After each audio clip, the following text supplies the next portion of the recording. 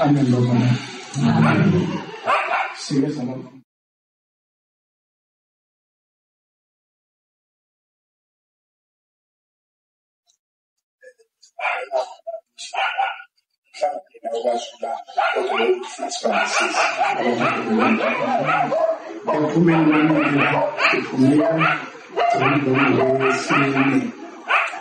Abantu abangizile mhlawumbe abantu abangokuxhumana sibizwe uchairman weLembe uPeter Matekisi shothi uphethe ngomandeni Macambi ngibuza nobhalile uhlala wangibiza uthi ubonile udaba la ekhaya bebonke bazohlangana kulesa sifo ukuthi ingane nje abantu beLembe abasupporta umndeni la ekhaya abantu bemboni yamatekisi ngoba imboni yamatekisi ke uzobala usipa umuntu owasha imoto uzobeka umuntu oshayelayo uyofika umnikazi wemoto ufike kushena imphaso seyishila ufike ethena ngestate ibona abavele bathi bayibonile intutha enkundleni yokuxhumana bayizwile kahle inkulumo yakho bathi nasi sipeni yakho mhlawumbe sophuma sibonisa.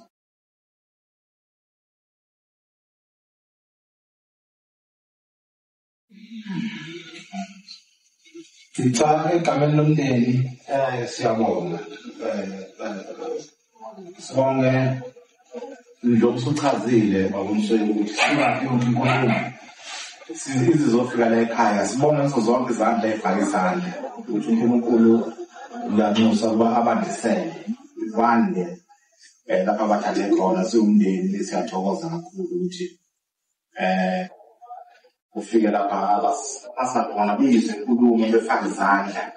uNkulunkulu siyathokozela lokho kakhulu siwumndeni badla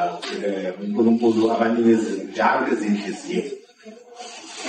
nabanye bekwenza ukukhuluma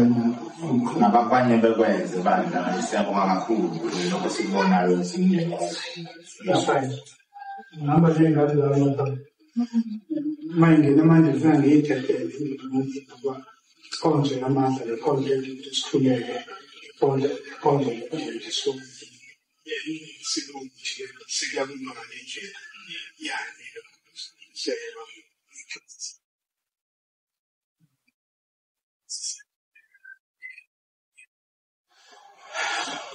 umuntu ke mina ngokwamsweli sibonga ekhaya kuseMatuba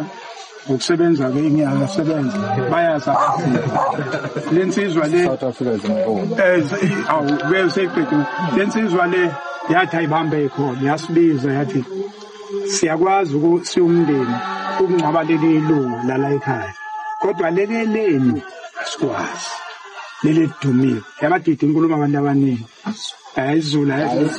sijiye kakhulu so ngitheke mangiphuma la masifaka le nkulumo enkundleni wabona uhlalo welembe ukhathi wafona futhi sifike kuyena izolo ngo-3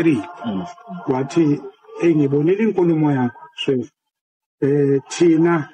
nje sizokhipha isilwane sophelezela umfana so yisona ke lesi siphuma kuphela isandla sodwa lesi ilembe association abangaphansi kwakhona bonke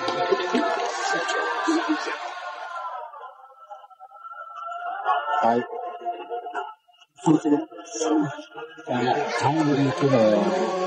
futhi mandaba ezitha ke ikhona ke lokho ke esikufakazelayo njengamanje ukuthi thina singabakwaZulu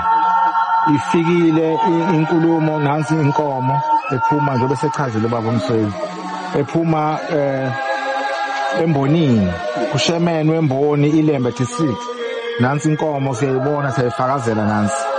ihambile yazi yofika la ebivele ibizwe khona ebesikhale khona thina somndeni kuyiqiniso baba umsweli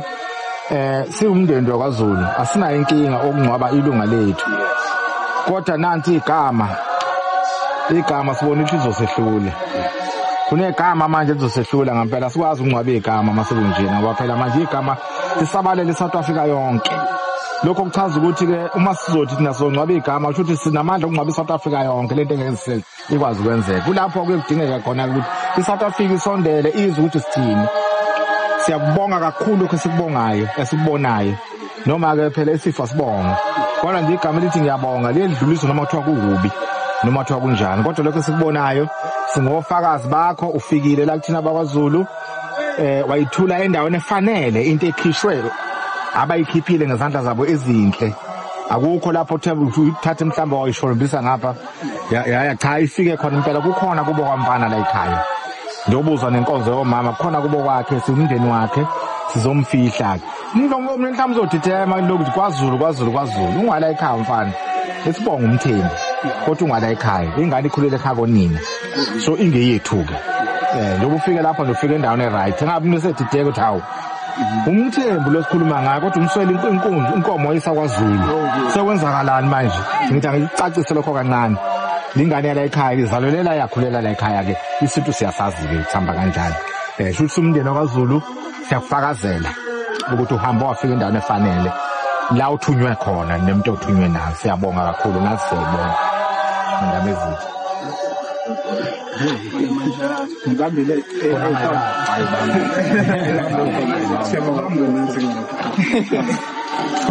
sengiyabaleka bakithi sisho ukuthi